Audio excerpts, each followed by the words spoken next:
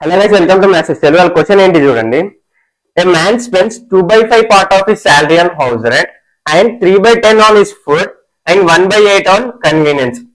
If he left with 1400, అంటే ఏంటంటే ఇవన్నీ ఖర్చులు పెట్టిన తర్వాత ఆయనకు 1400 అయితే మిగిలినాయంట. సో క్వశ్చన్ ఏంటి ఇప్పుడు, find is expenditure on food and convenience. And ఏంటి మనకి పర్సంటేజెస్ లో ఇచ్చిండు, యాక్చువల్ శాలరీ మనకు తెలియదు. సో ఈయన ఏమంటాడు క్వశ్చన్ లా అంటే ఫుడ్ మీద ఎంత ఖర్చు పెట్టిండు, కన్వీనియన్స్ మీద ఎంత ఖర్చు పెట్టిండో మనం చెప్పాలి. సో నాకు ఇట్లా ఏముంది ఇప్పుడు ఇక్కడ హింట్, ఫైండ్ అవుట్ చేయడానికి హింట్ ఏముంది ఫస్ట్ చూసుకోండి. ఏంటి, రిమైనింగ్ శాలరీ అంటుండు. రిమైనింగ్ శాలరీ ఎంత ఖర్చు పెట్టిన తర్వాత 1400 మిగిలింది. సో ఆ 1400 కి నేను పర్సెంటేజ్ ఫైండ్ అవుట్ చేస్తా. అట్లా ఫైండ్ అవుట్ చేయాలంటే ఏంటి అంటే ఓవరాల్ శాలరీని నేను 1 అనుకుంటున్నాను.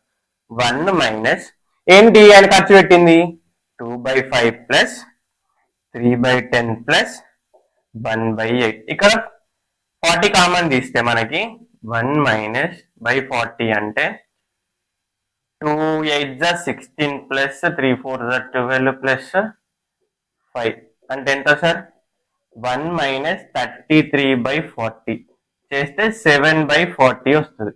ఈ 7/40 అనేది 1400 అవుతుంది ఈక్వల్. అంటే ఏంటి, నేను మంత్లీ శాలరీని నేను ఎక్స్ అనుకుంటే ఇక్కడ 7/40 ఆఫ్ ఎక్స్ ఈక్వల్ టు ఎంత 1400. ఇది ఒక్క కండిషన్ మెయిన్. అంటే ఏంటిది, ఇప్పుడు రిమైనింగ్ శాలరీ యొక్క పర్సెంటేజ్ ఆఫ్ ఎక్స్ అయితే 1400 వస్తుంది. అంటే ఎక్స్ వాల్యూ ఫైండ్ అవుట్ చేయొచ్చు కదా. చూడండి, ఎక్స్ వాల్యూ ఫైండ్ అవుట్ చేయొచ్చు కదా.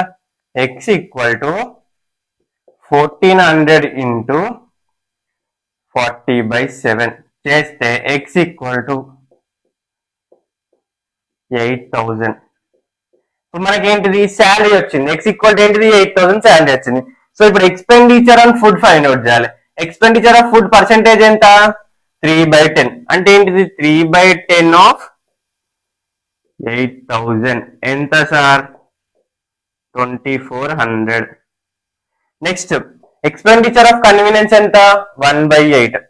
1/8 ఆఫ్ 8000 ఎంత 1000 రూపీస్. అంటే ఏంటి, ఆయన 2400 ఫుడ్ పైన 1000 కన్వీనియన్స్ పైన ఖర్చు పెట్టిండు. సో ఇట్లా ఎలాంటి క్వశ్చన్ ఇచ్చినా కూడా first part of remaining salary find out చేసి next monthly salary find out చేసినాక తర్వాత ఆన్సర్ వస్తుంది. Thank you.